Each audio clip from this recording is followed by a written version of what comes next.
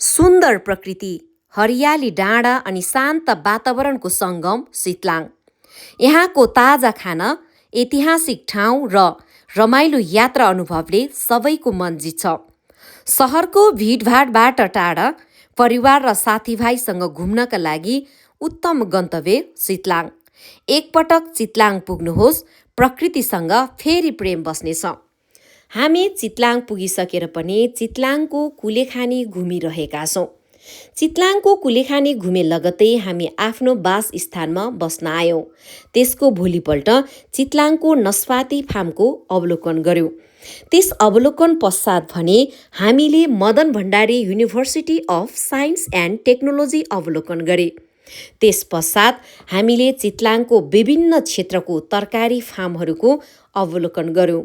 तपाईले दृश्यमा देखिराख्नु भएको छ तरकारी क्षेत्रका विभिन्न स्थानहरू।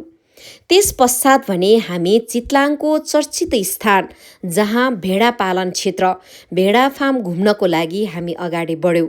त्यस स्थानमा गोब्रे सल्लाको बाक्लो घना जङ्गल रहेको थियो। त्यो जङ्गल हेर्दै हेर्दै हामी भेडा फार्म पुग्यौँ। भेडा फार्ममा भने हामीले भेडा देख्न सकेन, भेडालाई चरन क्षेत्रमा लगिसकेको थियो। त्यस दिन हामीले खाना खाएर अब भने हामी आफ्नो घरतर्फ फर्किरहेका छौँ। By by.